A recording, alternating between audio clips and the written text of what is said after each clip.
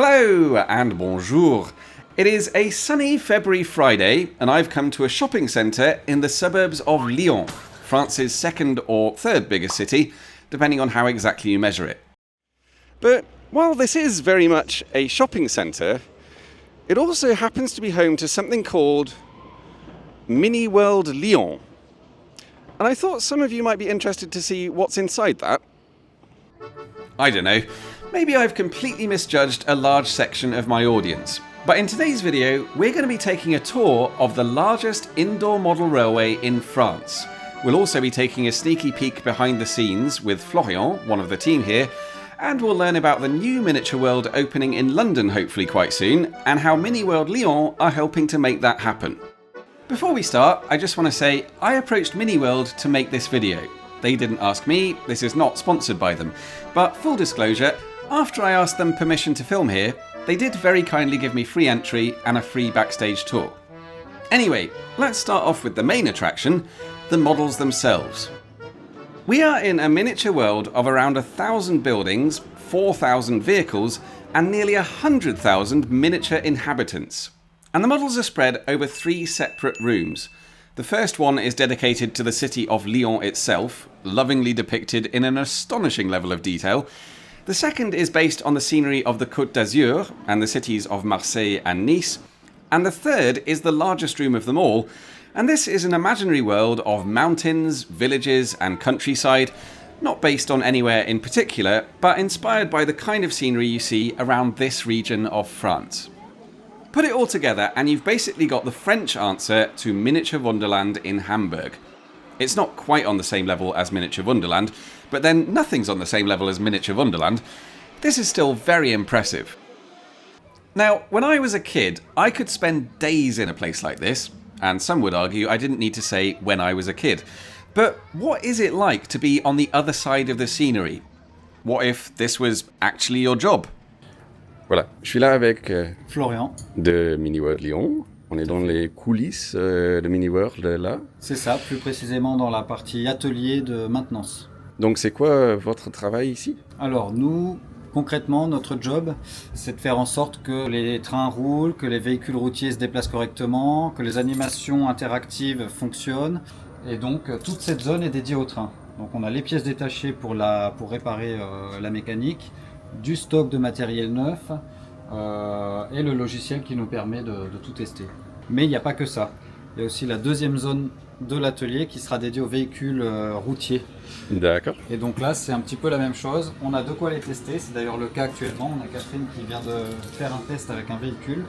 Et on a toute la zone de recharge. Comme il fonctionne avec des batteries, régulièrement, il faut les interchanger, mettre en charge ceux qui sont tombés en panne, en mettre d'autres à la place, etc. Donc ça se passe dans cette zone-là, avec pareil les pièces détachées pour la réparation et tout ce qu'il faut pour pouvoir en faire l'entretien régulièrement, quoi.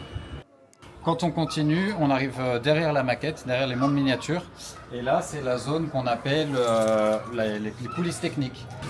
Allez-y. Ah oui. Voilà. Et là donc beaucoup de mouvements, beaucoup de trains en circulation, beaucoup de réseaux différents. Et là le but du jeu c'est qu'il y ait un maximum de trains, mais pas en même temps. Oui. Donc, quand un train rentre, il va stationner en gare cachée pendant un moment. C'est un autre train qui va partir et c'est comme ça qu'il y a une véritable diversité en termes de matériel roulant. On voit rarement 2 fois le même train à la suite, quoi. Et tout ça c'est automatisé Tout est automatisé, tout est piloté par le logiciel. Nous on doit juste s'assurer qu'il n'y ait pas de dysfonctionnement.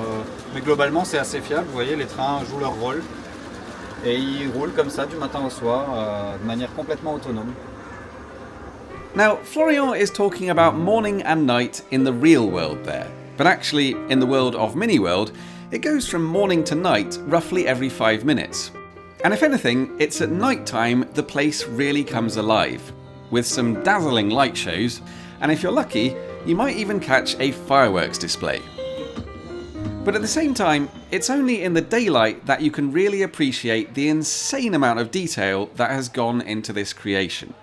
You might even find a few little surprises here and there.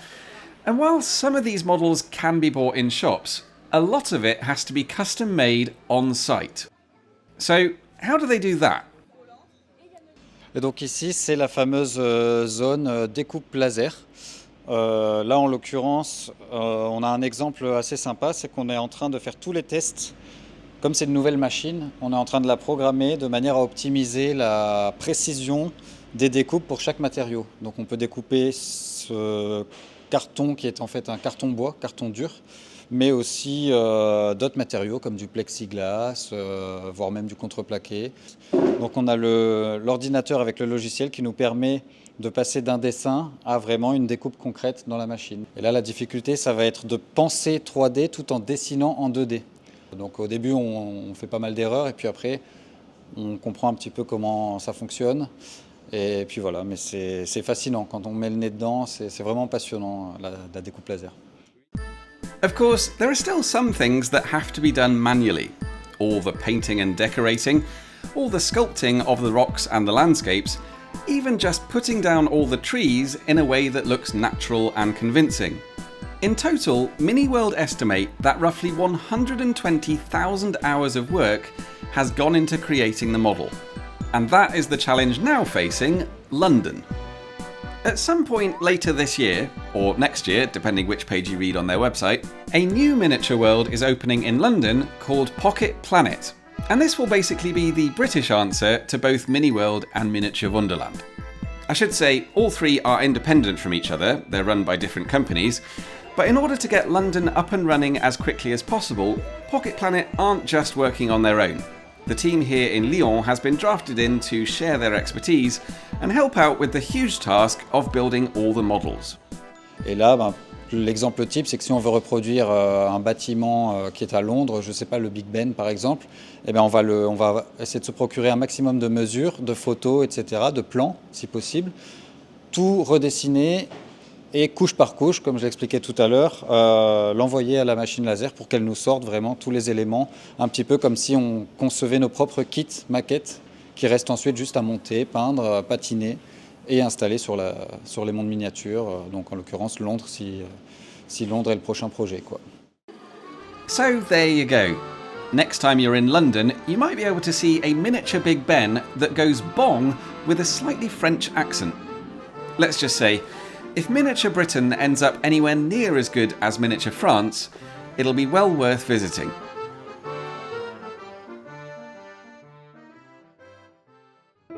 And if you'd like to visit Mini World Lyon sometime in the future, it is a short walk from the nearest metro stop at Vanvelin-la-Soie. Although, if you're coming from the main railway station at Lyon-Pardieu, the quickest way to get here is by tram. Entrance to Mini World is currently €18.50 for adults, €13.50 for kids. But tickets are a bit cheaper if you buy them online in advance. Meanwhile, the tram, the metro and Mini World itself are all wheelchair accessible. And as always, thank you very much for watching, and I'll see you soon.